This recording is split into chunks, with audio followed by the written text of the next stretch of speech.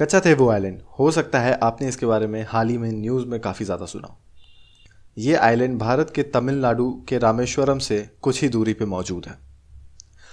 ये आइलैंड आज के डेट में श्रीलंका के पास है, लेकिन एक समय पे यह भारत का हिस्सा हुआ करता था। इसे हमारे प्रधानमंत्री 1974 में श्रीमती इंदिरा गांधी जी ने श्रीलंका को एक भेंट स्वरूप दे दिया। आज इसके ऊपर सियासत गरमाई हुई है, क्योंकि तमिलनाडु के चीफ मिनिस्टर ने मोदी जी से बोला है कि कृपया करके ये आइलैंड दोबारा से भारत में मिला लें।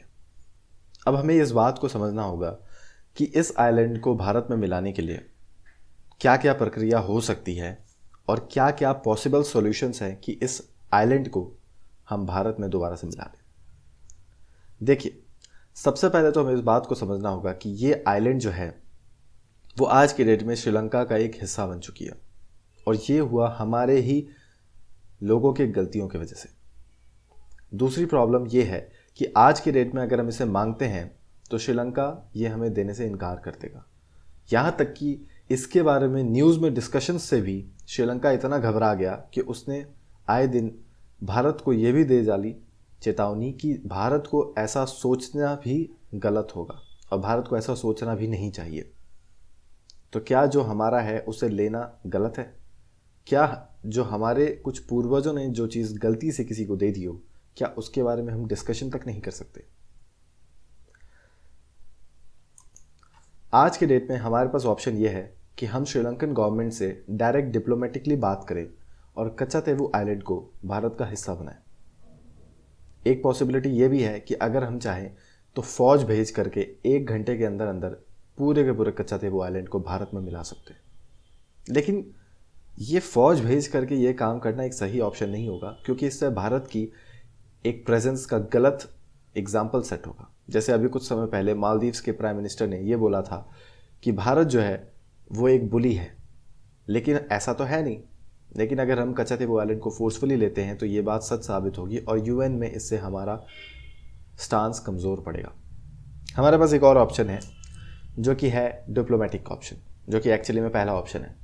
तो हम डिप्लोमेटिकली ट्राई कर सकते हैं, लेकिन इसके भी बड़े कम चांसेस हैं कि ऐसा हो जाए। हाँ, एक तरीका है, अगर श्रीलंका में अगर हमारी फेवर की सरकार बनती है तो शायद वो ऐसा करते।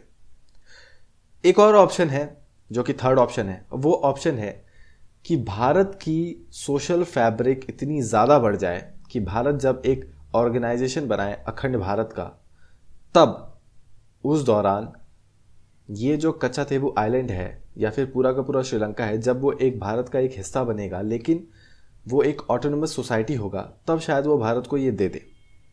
लेकिन ये भी पॉसिबल होता नहीं दिख रहा।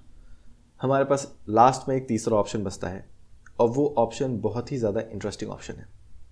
आइए अब हम इसे समझने की कोशिश करते हैं। दरअसल इसे समझने के लिए थोड़ा हमें इतिहास में पीछे जाना पड़ेगा।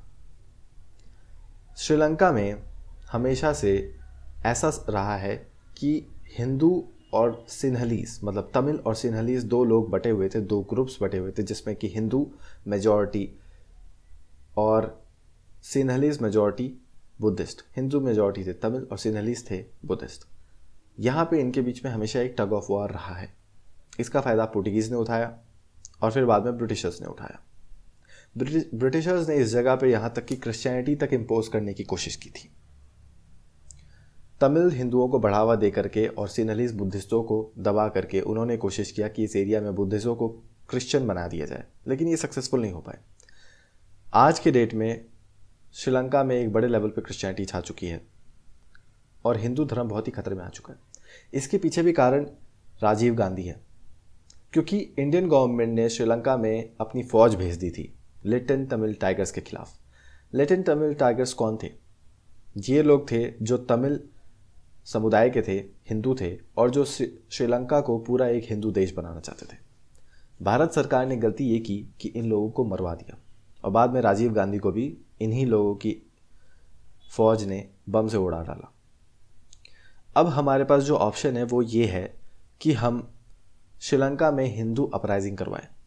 मतलब जो तमिलियन हिंदूज़ हैं उन्हें हम वेपन्स प्रोवाइड करें, फंडिंग प्रोवाइड करें, ट्रेनिंग प्रोवाइड करें, एक सोशल सिक्योरिटी प्रोवाइड करें इनडायरेक्टली, और फिर तमिलनाडु में जो हिंदू हैं उन्हें हम बोले कि आप ज़्यादा से ज़्यादा लोगों को सपोर्ट करके श्रीलंका में भेजें, इन्हें ट्रेनिंग दी जाए और फिर श्रीलंका में हम एक हिंदू अपराइजिंग करा करके सबको कन्वर्ट करवा दें हिंदू धर्म में, फोर्सफुली या फिर कोई और रास्ते से, और तब हम श्रीलंका को भारत में मिला सकते हैं।